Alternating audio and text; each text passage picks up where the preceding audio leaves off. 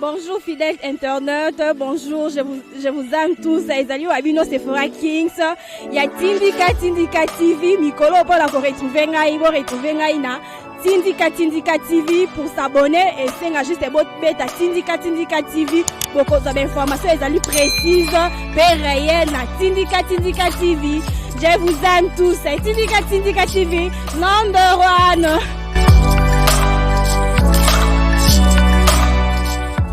Bote fidèle internaute, il y a Tindika télévision. Le long est toujours mais ça ko yela mino basango ya mboka na biso pe ba actualité politique ya mboka na biso. To yeli susu pour la ko beta ba masango to pe ko lobela ba actualité et tiko leka et tiko se dérouler na mboka na biso. Na zalina président Gustave Tumba o to komeka ko sala mo ba analyse ya ba question zalina ngo sur le terrain. Na bo santé ba boss na nga papi kelina refin qui sombe ba zom na ngla barreter. De dit manza moté mali datango pe na bosanyote, je manque ndelo pe na bosanyote na ko lobela mbote mon mboka président Gustave. Oui, mbote maman, mbote na ba nyonso bazali kolanda biso, mbote na ba congolais nyonso parce que ba congolais banda lobi bazwa ke sengo moko na batikala ko zoate et sengo ya makasi parce que mboka ekoti siko na phase ya kibomboka ndenge mboka vraiment ezalaka parce que ba démons so mike o ba na ko déranger mboka ko se débarrasser na bango, ba petit sorcier to se débarrasser na bango. Politique à Mboka Congo et Kitoko, donc mbote na bino. Fidèle internaute, toko banda maman qu'on a première question de viso président Gustave, tout le monde a qui nomination, ndenge salami, ndenge se déroulé, tout le monde est lingisi Mboka. Et là on va te belle banda kozela enfin salami. Toko meka kozoma maloba par rapport à la nomination ndenge salami. Oui, ba nomination wana ya ba juge et salamaki na respect d'abord, il y a ba ordonnance. Batu Oyo, Babandai Komona on a angle mabeza qui batu à AFCC. Pourquoi? Parce que ils avaient des intérêts, je dirais des intérêts malicieux. Au Bango Babandaki Koluka, Nanzela ya cour constitutionnelle, topé Nanzela ya justice d'une manière générale ya Mboka Nabiso pour na pénaliser fonctionnement. Mais quand le chef de l'État a écouté ça la nomination, selon Bango, le quoi toi na coalition, on devrait quand même collaborer bango batinda batu o ya bango biso beto tinda batu o ya biso o il n'était pas question ya kotinda non il était juste question ya chef de l'État azwa ba responsabilité naie loko la président de la République et le magistrat suprême n'étant ba nomination ne salami bango ba komi ono ba nomination wana et respecter constitution te boena boye biso to tenaki compte na yango te lokola ba nani ba 3 juges au bazaki nommé na cour constitutionnelle selon le principe, selon la constitution, il fallait qu'il va prêter serment à bango devant la représentation nationale, devant le sénateur, devant le député, devant le peuple, devant le chef de l'État et devant le bureau et le conseil supérieur de la magistrature. Lokola na période baninga ba prêtaka serment. Il y a un loco qui est un peu spécial. Il aurait fallu tous là vacances parlementaires et si là, na rentrée parlementaire, ne bango ba ko prêter serment.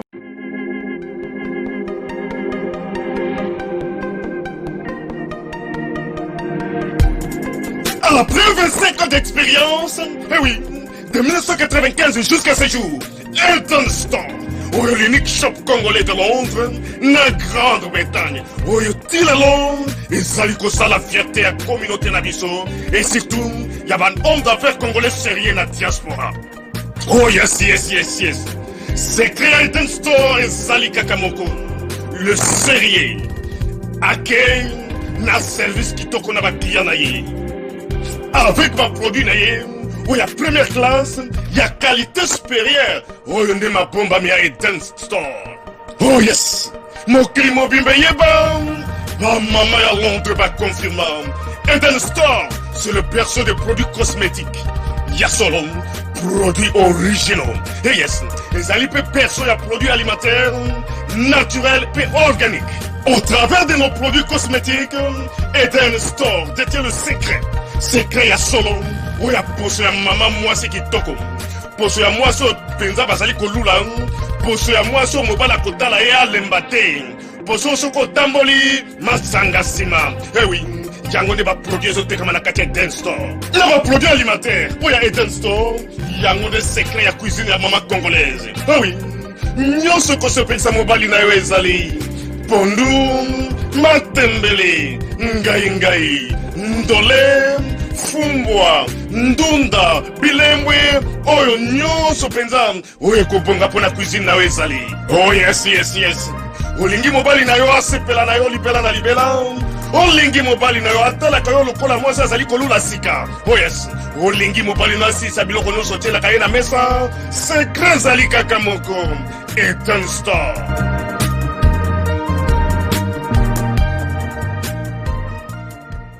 D'étant rentrée parlementaire et Salami, le chef de l'État avait annoncé que serment na bango sengelaki et Salama, mais toka moye tomoni batu ya FCC bakimi lobi bango balobi baza majorité na kata parlement. C'est pour la première fois dans le monde débat sur table, débat na kata hémicycle. La majorité a claqué porte à Kimi Abeti politique à chaise vide, la minorité a gagné dans le lobby. Et ça qui souka na politique auto beta ki bango politique qui a rouge bordeaux.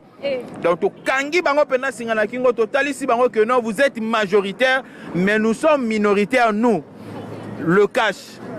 Nous sommes minoritaires parce que nous n'avons pas beaucoup de députés mais le peuple est avec nous, nous avons le soutien du peuple congolais. Et l'obé otala qui n'a qu'à hémicycle plein à craquer, otali libanda plein à craquer. Lobby ngai moko na fanda qui na place ya Ngoïka Sange. Nazalaki honorable, hein, donc honorable. Na lobby nazalaki honorable Gustave Lutumba de Kassange. Wana komba ba benga nga lobby. Donc na fanda ipena na kiti na ye, na remplacer qui valablement.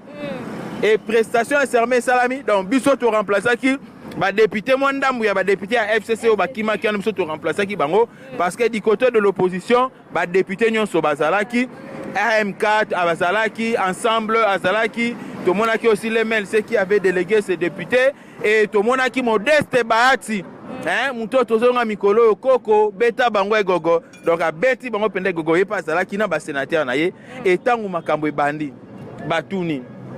Nous demandons aux sénateurs et députés de pouvoir se tenir debout. Tout un sénateur batelemi, tout un député batelemi. Bisope va parlementaire debout, l'obi to comment va parlementaire assis. To fandi pe, to telemi. Ça les bêtis maboko, Koro Mezala qui atteint, il n'y avait pas match, il n'y avait pas photo. Mbalamoko, tu as eu qu'au procédé, je dirais dans passation un serment. Il y a un nouveau juge, Bandaki, matin en tout cas. À chaque fois il y avait l'ovation dans la salle. C'est tout le monde qui les ovationnait, mais beaucoup milolo. Mais on appelle ça déjà prophétie. Président de la Cour constitutionnelle, Dieudonné Kalouba. Hein? L'homme aux infractions intellectuelles. Président Gustave Lutumba, tout le monde qui peut, tout le monde cérémonieux, les gars qui viennent, mais na souka lango, tout le monde qui moi bilinga, moi linga qui meka ko salama, mais tout le monde est salamité, ndege tout le monde qui bakanga qui monte, tout le monde qui armé, al meka qui tenté ko tirer, mais par la grâce de Dieu, moi bah échappé. Comment on a eu le moment ko salama bongo, et ça peut-être sécurité ça qui m'a cassité, vu que autour le baquet, parlementaire debout, bah comment parlementaire assis, parce que tout le monde bah tebele bah kota qui est, bah tout bazali kutu, bazon ça la même pas parti, il y a eu deux PC à côté et puis na pistolet dans Bamambouana, tout le monde a moins louche, tout le monde et dans qui problème il y a peuple, c'était le peuple, ok? C'était le peuple. Moutouana peut-être na koko tanaye, parce que tant qu'on a GP peut-être pas rose à la zone carte, oh ya brandisa qui n'a entré kuna, tant que non na za garde ya moutou ki ngandi, comprenez un peu? Na sens on a tant sous batika qui est à Kotaki, voyez? Inde aleka ki na yepe akoti na ye asali ba makama assister na yepe mais na suka ma solo loko la sécurité zalaika makas parce que cette sécurité za la makaste il ne serait pas arrêté. Donc ce que mon aga zalaki arrêté lobby c'est parce que la sécurité était tellement forte nde bayaki ko kangaye. Il n'était pas seulement question à ba membre UDPS La question était la question nationale. Le peuple congolais a assisté, le peuple congolais a qui. Il y a eu même les gens de la Mouka au Bayakiwana, Beti Pe Maboko. Donc c'était juste un problème national. Il fallait qu'il donne échanger parce que le régime Yakabila n'a battu à FCC. Bango Bazalaï ko bata manasima justice. Ezalaki injustice na époque na bango. Et aujourd'hui, le chef de l'État a tout régularisé. Nde bango bandaki kolela na kobanga banga na bango. Mais ce qui est important, c'est que serment et l'équipe malamu, tobimi na kimia, mutu azokite, mutu akufite, gaz te, loyembo na loyembo, tina kati ya salle, tout le monde a yembaki, tout le monde a betaki maboko. Président Gustave Bamisu surtout ezali kolobama ete le 3 juin bazali baluba wana tokoki oloba misu bazo qualifier to bazoloba ezali ki tribalisme ezali ko continuer ko sala ba action nango batu o balobi que non le 3 juin ba baluba eza batu o bazanga matoi ezanga batu pe bazanga misu parce que muso mona otambola boy mazanga matoi c'est-à-dire ata yo loba boy ayo kate ata yo tala boy amona te.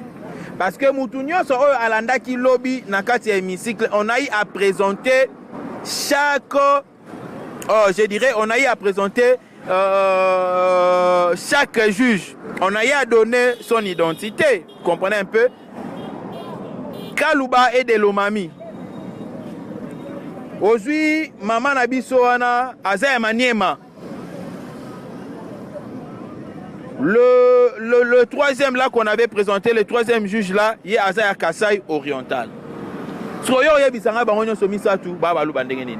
Kalouba, c'est un moussongue. Vous comprenez? Il est songue. Maman Nabiswana Azaya Maniema. Abeta Chouaïd. Le vieux Nabiswa Soukawana va être présenté Yende Azali Moutua Kassai. Donc, 3 provinces qui représentées. Il y en a qui sont moni Moutalobi qui non, on a soit Baluba, Moutouana Zana Mato ite ana misute. Donc, Ataba Olobele na Lingala Boy Aoyo Kate. Batwa Bongo et Sengaka, il faut bazwa. Rebi ba pompe ba sourire la mi tout kawana ya pression na. Ko beta e pena na kati ya matoi comme ça et longo la basalité no sezana na kati ayoka bien. Tomoni pe président Gustave ba bengisi Ilukamba qui va se présenter.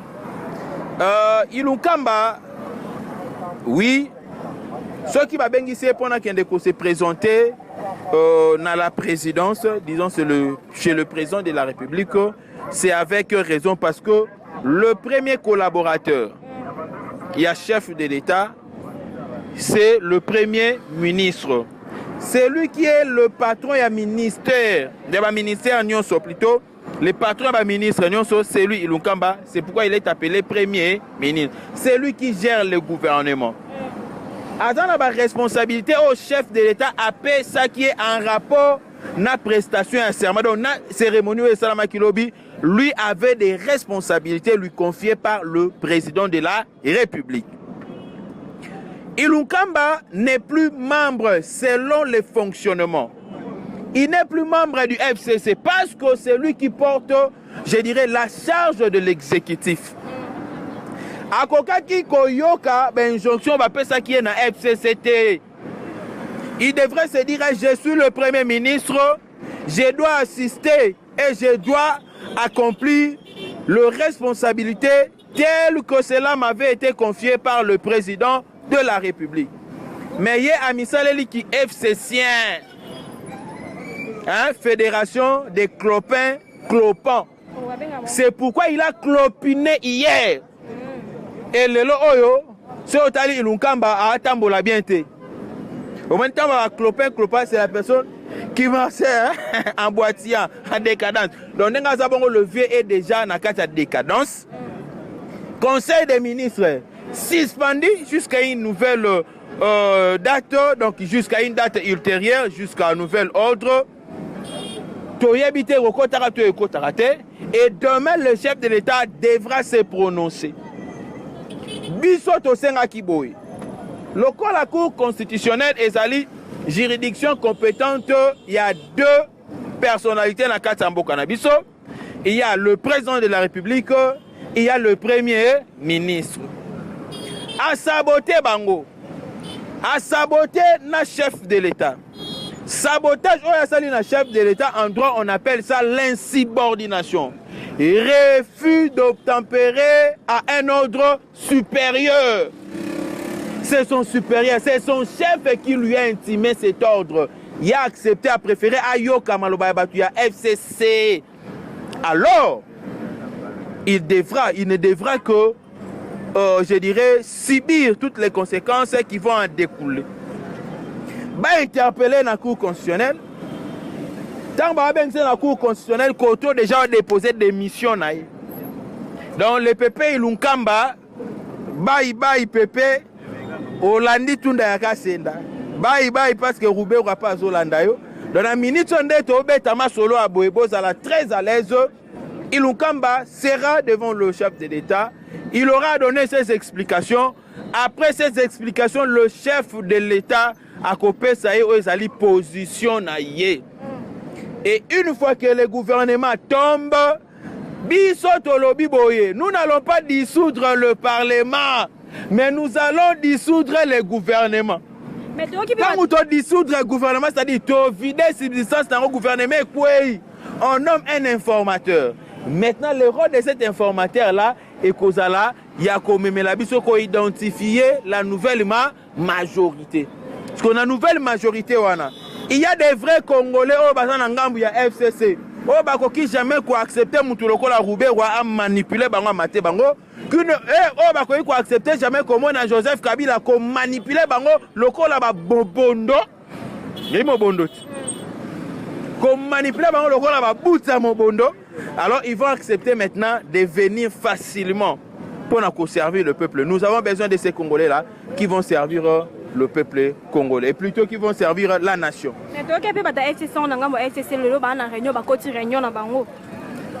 FCC bango banda okota ba réunion banda kala bakota ti barozala stopper bango moko na ba réunion na bango. Biso les chiens à bois, la caravane passe. Voilà ce que nous pouvons dire. Président Gustave Tomoni peut faillir. Alors qui prestation et ça la maté, les chiens à bois, la caravane passe. Et aujourd'hui, il y a eu prestation, il y a prestation, il y a serment. Tout l'amour qui le tout kende. Tout là, bah toi FCC batambo nanzela. Tout peut ça bango statut à opposition. Et j'en profite pour dire aussi à Martin Fayoulou. L'opposition maintenant est comme bah tu as FCC.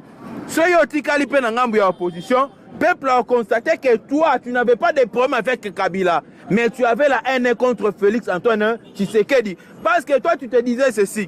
Je n'ai pas besoin de travailler avec Félix Tshisekedi parce qu'il collabore avec Joseph Kabila. Maintenant que la rupture est constatée, Liba le kouf ate sanini, ekouf. Tokoye ba yo, mutuna mutu. Mani Bible lobaka, bokoye ba mutuna misala na ye.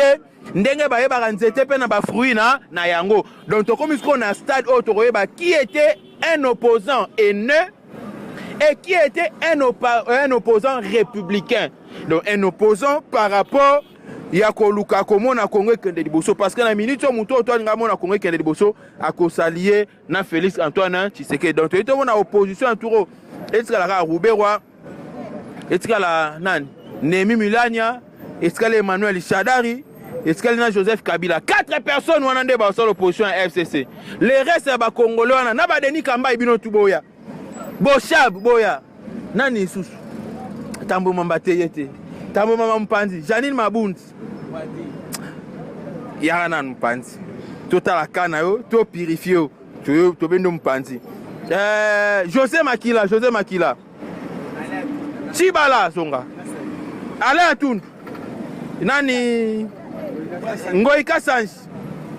C'était bon Ngoi Kassange une fois que non a Kassa senga bolimbi so balimbi sendai. Nani Susu. Levé chez Okitundu Yaka. Que nani Susu. Omalanga Yaka. Nani Susu. Voilà. Tous ces gens là Nyarugabu. Wane salambanga passe. Yo nangambu kuna. Voilà. Président Gustave Tomoni pe Olive Lembe, maman Olive Lembe, Assili Koloba, il n'y a pas de débat. Kabila est bel et bien le père de la démocratie. Tu as évité ce qui a lobby bongo par rapport à Nini, tu as au moins éclaircissement pour nous. Bon, Olive Lembe, il faut comprendre que sur le plan politique, hein, dans le lobby la personne de Olive Lembe, tu pour nous canceller en temps sous ma baie. Pas la personne, il y a Olive Lembe, moi si à Kabila. Mais Nabi Olive Lembe en tant que actrice politique, parce qu'elle fait la politique. FCC, Olive Lembe, baza ba produit moko périmé. Et donc, produit périmé, soit ba coûte en un magasin, ba coûte en une pharmacie, ba coûte en une table, ba kangina produit na yo moté qui produit. Dans biloko ya linga lobawana et à biloko moko déjà périmé dans le passé, nous vivons l'ère de Félix Antoine Tshisekedi, celui qui est venu nous enseigner la démocratie et l'état des droits. Donc mon est le cause compliqué bango. S'ils étaient des vrais démocrates et si c'est Kabila qui avait instauré la démocratie dans notre pays, bama tungulu balinga bama arma matungu balinga ba kufate, ba rosi muken balinga kufate. Tous ces gens les belé balinga kufate, ba toenga ba kima libana na poto tende ba kima yo moni na régime ya Félix Tshisekedi ba kima poto. Opposant libanda à la tête au singane na ba nyonzo sanini boya ah, c'est parce qu'il y a la vraie démocratie. Le lokene na ba entreprise au coup il y a la liberté d'expression où ça la raté n'importe quel Joseph Kabila. Yo moni tango prestation serment et ça la makuna ba pesa ken jonction ba bi non mutu nyonso fonctionnaire nyonso kokende musala te yaka na kati ya parlement non. On a laissé à tout le monde je dirais la liberté. Yakosa la choix naie mais le peuple avait trouvé mieux yakoya.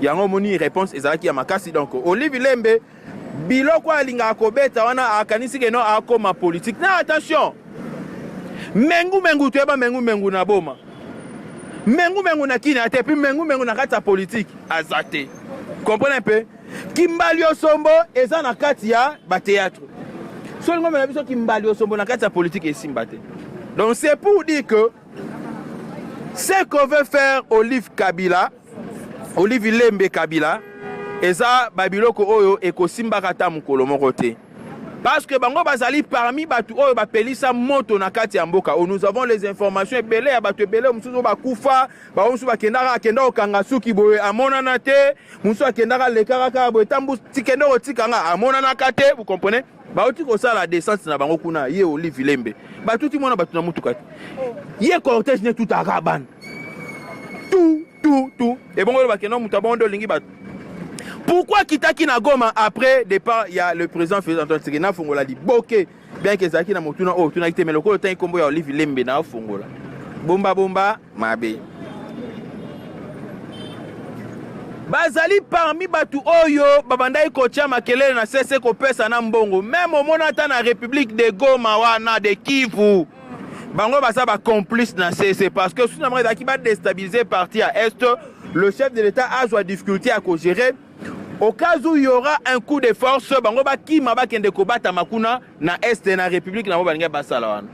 Skotango esimbité, ba tie pression ba pesi ba mbongo na batukolo bakeno, Félix Tshisekedi aya na Goma te.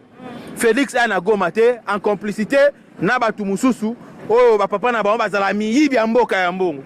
Miyibi ya mbongo na kati ya mboka. Parce que za bana mususu papa na bango vrai muyibi ya mbongo ya Congo na kati ya boloko mais ya chaka mbanga libanda. Ja? Te, mais so ke na kati ya prison mona miyibi ebele baza kuna. Kwana obelaka bana miyibi. Alors bana miyibi lokola papa donc bana bazala reflet ya ba papa na bango. Ba betela biso isola de mukalinga bana nyonso bakoma ba de mukalinga. Parce so moni mutu ana kati ya boloko. Elamba ya lati na kati ya boloko bana na libanda balati bango tu bakoba de mukalinga c'est-à-dire bango nyonso ba miyibi. Est-ce que Basala qui bloque ou on a pour empêcher de son chef de l'État? Mais le chef de l'État est descendu na Goma. Tant qu'il a Kimia, Olive Lembe est rentré là-bas pour nous repérer sa moto. Babengi batuna bango ba seigneur na bango ba pesa ki ba mission. Mais bino bosali bondeni. Bozo mike bo police sous moto. Bola Moussa. Vous comprenez? Car tu Olive Lembe kenda ko beta kuna nous avons ngana ba service nga moko ya renseignement ya ngamoko. Yeah. Partout Olive Lembe ndo tambola na ezalaki. Au Cameroun. Alors voilà mission na bango et simbité akisa kiti simbité na suka ya masolo batuni makambu ya Vital Kamerhe. Parce qu'elle est ba mascarade na bango. Oh, bolobinini, est-ce que bokoyi ko pesete de sorte que Vital Kamerhe abima? Oh non, Vital Kamerhe ko bima na ye na ebisi no rabo sambela e ko makambu ya nzambe. Non. en tant que politicienne qui connaît la réalité, si réellement il y avait la démocratie et l'état de droit, Olivier Mbayemba Kiwana, non, non, makambo ya Vital Kamerhe, le collabokene na cour d'appel, bose la réponse au Kobimanani na cour d'appel. Ce cours d'appel a coquité. Le cour d'appel a tinda qu'on a cour de cassation. Bose la réponse au cour de cassation, ça nini. Et quoi, ce bâti qui est, mais ce bâti qui était, Eza Mobeko, ya Iba Kimbongo Yaba, Yabatu. Mais elle a tenu ce discours-là pour Nakoluka, pour susciter un moko boye, pour n'a gagner sympathie. To lobby boye, yo Olivier Lembe, a toqué candidate député, na Goma Kobima, te, parce que ton mari est parmi les gens qui ont crucifié la République démocratique du Congo. Aujourd'hui, ma bébé l'autre mois na Congo, Bakoulou na et consort, tout cela ont été fabriqués na banane. Na régime Yanani. Il y a Kabila. Et moi, si je suis là, Olivier Lembe. Partout, je suis là. Mais, et là, moi, je suis là, kaka. Je suis là parce que. Je suis là la santé au Azala. Avant prise de pouvoir. Je suis là la santé. Santé na biso nyos Congo ya la bongo. Président Gustave Toshite na motuna oyo toyokaki ba prisonniers ba kimaki na ngambu ya Beni, plus de 1500 prisonniers na 3 morts ndenge toyokaki ba kimaki me bazali ko accuser bata MONUSCO na bata FARDC mutu bazali à la base ya makambo wana na ebite soko ko bakisa nini pona makambo wana. Ma sœur, ngana ina lo babilo mona lobaka nazalaka un vrai analyste politique et un prophète. Parce que biloko senga na lobiango landeli babiloko nange belebe osanti kino ezongaka. Na lobaka ngo bandaka la banda 2019 na ba mois d'août. Na lobaka kino Martin l'amour que opanza na Martin Fayulu otikala ka yemoko na banda bandaka la. Et lelo oso sali kino Martin Fayulu komo tikala kaka yemoko. Na lobaka pona bashadar pona FCC ba obimisa candidat na bango babimisa. Na lobaka ba osa tout ba bloquer biso ba député belé basala yango. Et question ont posé à l'élo. Avant tout, Ndayakasenda a libéré certains prisonniers politiques, tant Covid et Yaki. Ngana montant que créneau na lobby que batika ba prisonnier ba fanda. Ba prisonnier msusu bango ba olinga ba bimso officiellement ba petit na bango ba kota na kata boloko ba bimisa bango sous condition. To bimisa bino boye but na bino ezali ko créer insécurité. Et ko sala d'accord avec nga tango babimisa kaka bato ba na ba prisonnier na insécurité ya lisusu makasi parce que ba petit na bango ba pesa la mission. Ba comprendre que bazo kende déjà ko sila lokola na ba prison eza na ba beni na ba est eza na ba ADF ebele basara na kati eza na ba miliciens ebele basara na kati eza na ba troubadou ba beti déjà cop na bango ba libérer bango pona ba kende ko créer ba groupes armés mususu ya sika. Va rejoindre na batan pour la possibilité à cause de sous la rébellion. Ils ont libéré plus de 1000 personnes, plus de 1000 prisonniers. Plus de 1000 prisonniers, donc 1500, plus de 1000 prisonniers. Attention, ils ont combien de bataillons à Katouana? Vous comprenez, ils ont combien de bataillons? Babimi si bango avec une mission. Et tant que Kima na bango na ba pesa bango ba armes pour aller créer des guerres. Yangonga na obeta c'était na chef de l'État, comme ça na chef de l'État boy. Chef de l'État, service non ya communication ezali koyoka. Ngana lobaka. Na beta ma sola ba recrutement e banda ko sala manago mona parce qu'il y a d'autres choses qu'on a nga ko citer ba noter. Si on a cité comme mutu na ba olinga ba kimisai. Vous devez augmenter la surveillance na ba prison nyonso, voire même prison centrale na biso o. Na ba prison nyonso. Na ba kaso nyonso o ezali, je dirais o incarcérat. Surtout beaucoup plus bas rebelles, bas miliciens. Il faut que tu aies surveillance Yamakasi. Ce qui est qu'on changer bas directeur, il y a bas prison qu'on changer. Ce qui est qu'on monter, je dirais, la contre-sécurité. Vous comprenez un peu? Qu'on monter en haut. Parce que Batouana, le cas de senti que la plupart des gens, baza batu oyo bandeko yaba ba famille na bango ezaka batu ya FCC nde batindaka bandeko na bango et bazali ko luka ko salela o ezali ba mission bango ba pesa ki bango comprenez un peu. Alors ngana zali ko senga côté wana vigilance eluta vraiment makasi na ndemo ko ya kosakana te parce que bana mai baza ya kolela. Fidèle internaute, comme vraiment comme na suka na bossa télécommandant Patrick Boulaboula depuis Paris, président Gustave Lutumba, to comme vraiment ko chité bona bato ba kozana posa ko contacter ba kozala ndeni. Bako benganga na plus 243 89 457 33 88 plus 243 989 703 à la fin. Les deux numéros sur Bengai au Kozwangai, na zappé sur WhatsApp sur Bengai au Kozwangai, mais aussi je demanderai na bae o tout balinga Gustave Lutumba to yembaka la prophétie s'accomplit na ebsa rabino na 2016 na yembi akokende te bat babia longwana Kabila kende akokima te a mais to komika na 2018 boye Kabila kenda ta nini akei et lelo oyo les Égyptiens que vous voyez vous ne le verrez plus jamais. Bato tout c'est pour la lutte à Gustave Lutumba. J'ai été nommé récemment ici vice-président fédéral ya Tchangu. Donc en tant que vice-président fédéral ya Tchangu, na osenga na bana Tchangu nyonso o ba libanda na diaspora parce que na lingina travailler na style moko ya kati na libanda. Tu vois comment est-ce que tu peux reconquérir les sous Tchangu et nous avons des innovations au Tosengeli Komema na kati ya fédération na biso ya Tchangu. J'ai besoin de partenaires, n'est-ce pas? O bakoya pona kosunga biso juste on a travail wana partenariat wana et rozaka sur le plan financier et qu'on s'appelle sur le plan matériel mais aussi sur le plan moral parce que nous avons aussi besoin de stratégie ya bandeko bazali banda ba pesa biso hein comment est-ce que ma campagne allait évoluer parce que tous préparer déjà élection bientôt là tous préparer élection donc to pesa majorité parlementaire na chef de l'État et Tchangu Turoyo chef de l'État abimata na 80%.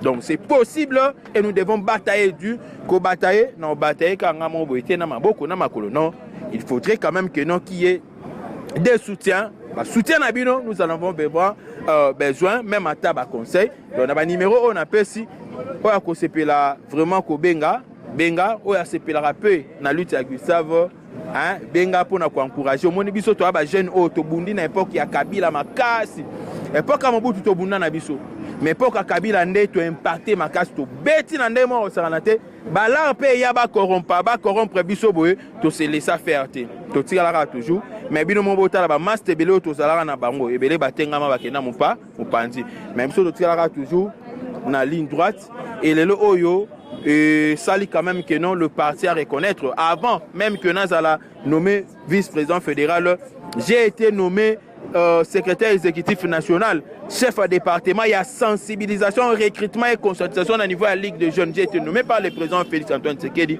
et tellement que non ça a musala malamu confiance wana et pas ba chef et salut que ba nommé ngai vice-président fédéral na Tchangu la plus grande fédération le plus grand district nakati ya Kinshasa et district moko mythique dans le lobby to yebi ba vérité nyonso ezala nakati nous allons travailler mais to za sous na posa ya ba soutien pour na musala na ekende malam. Fidèle internaute comme vraiment na suka émission na biso merci na bande ko choisi libako ya kolanda biso na kata tindika télévision bande ko bazui libako ya kolanda te mais ka ko partager na muningo pas 8 ans te to azui ngonga te ya ko yamba ba émission na betando mike na ko bossa na te Marc Luzayo de papa no monte na bossa npede chaque cameraman na azala toujours wana na sima pour ko contrôler nyonso donc fidèle internaute mona vraiment na balasima on s'est dit au revoir.